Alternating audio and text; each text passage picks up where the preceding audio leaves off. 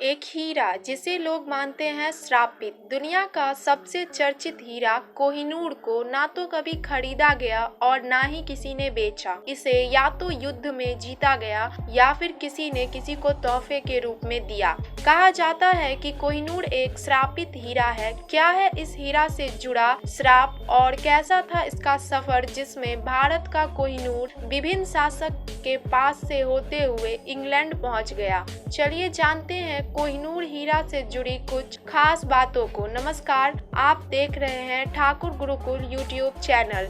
दुनिया के सबसे बड़े हीरे में से एक कोहिनूर, जिसके नाम का मतलब है रोशनी का पहाड़, और वर्तमान में यह इंग्लैंड के राज परिवार के पास है। कोहिनूर एक समय में दुनिया का सबसे बड़ा हीरा माना जाता था, लेकिन वर्तमान में यह 105.6 कैरेट का रह गया है, जिसका वजन 21.6 ग्राम है। कई स्रोतों के अनुसार कोहिनूर हीरा लगभग 5000 वर्ष पहले मिला था और यह प्राचीन संस्कृत इतिहास में लिखे अनुसार स्यमंतक मणि नाम से प्रसिद्ध रहा था। कई ऐतिहासिक प्रमाणों के अनुसार कोहिनूर भारत के आंध्र प्रदेश राज्य के गुंटूर जिले में स्थित गोलकुंडा रीजन के कुल्लूर माइंस में मिला था। 1725 तक तो भारत का गोलकुंडा क्षेत्र ही पूरी दुनिया में हीरा उत्पादन का एकमात्र स्रोत था। इसके बाद ही ब्राजील में हीरे के खानों की खोज हुई। अब जानते हैं कोहिनूर हीरा के इतिहास को। तो सबसे पहले इस हीरे का जिक्र 1304 में एक टेक्स्ट में किया गया था। इस हीरे की प्रथम पक्की टिप्पणी सन 1526 में लिखी बाबर की बाबरनामा से मिलती है। बाबर ने अपने बाबरनामा में इस हीरा का जिक्र किया था, जिसे वह बाबर का हीरा नाम दिया था। बाबर भारत में मुगल वंश का पहला शासक था और उसने इस हीरा को एक शासक से एज अ प्राइज जीता था।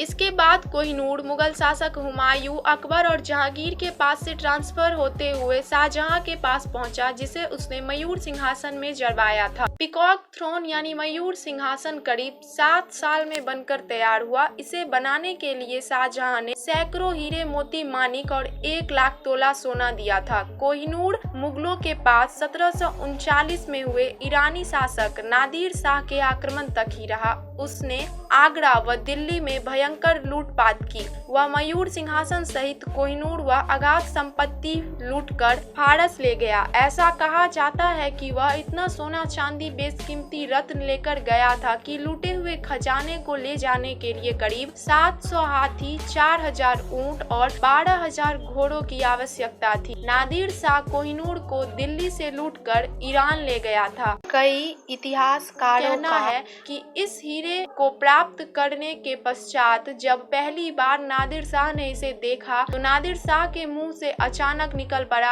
कोहिनूर, जिसका अर्थ होता है रोशनी का पहाड़, और नादिर शाह ने ही कोहिनूर को इसका वर्तमान नाम दिया।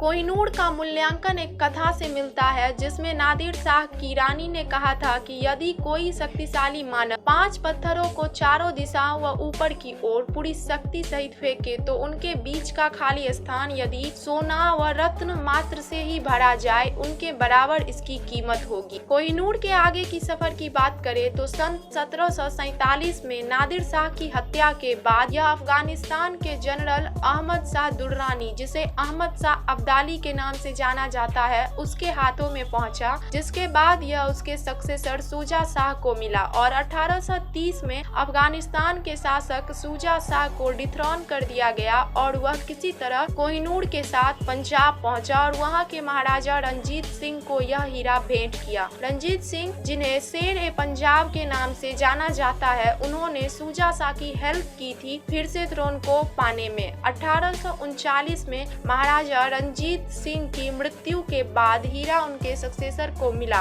1849 में अंग्रेजों ने पंजाब पर विजय प्राप्त की। ट्रीटी ऑफ लाहौर की घोषणा हुई, जिसके तहत लॉर्ड डलहौजी ने महाराजा रंजीत सिंह के उत्तराधिकारी दलीप सिंह द्वारा महारानी विक्टोरिया को कोहिनूर भेंट करने की व्यवस्था किया।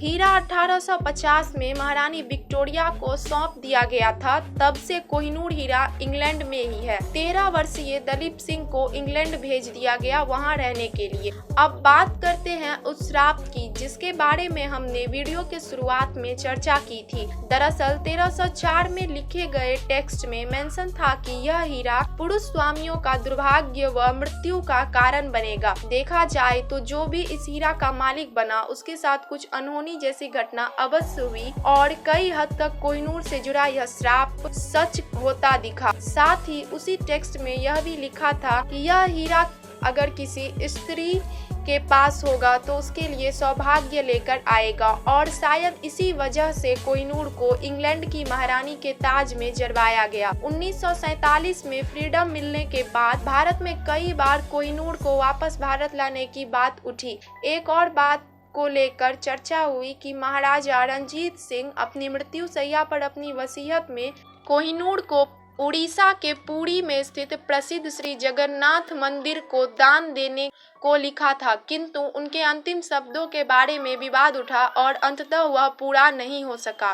बता दें, भारत के साथ पाकिस्तान और अफगानिस्तान भी कोहिनूर पर अपना अधिकार बताते हुए इसे वापस देने को कहा। आपको क्या लगता है, वास्तव में कोहिनूर पर किसका अधिकार होना चाहिए? कमेंट में बताइएगा। वीडियो इन्फॉर्मेटिव लगा हो तो लाइक और शेयर करिएगा, साथ ही चैनल को सब्सक्राइब जरूर कर लीजिएगा। मिलते हैं अगले वीडियो में। वीडियो को अंत तक देखने के लिए धन्यवाद।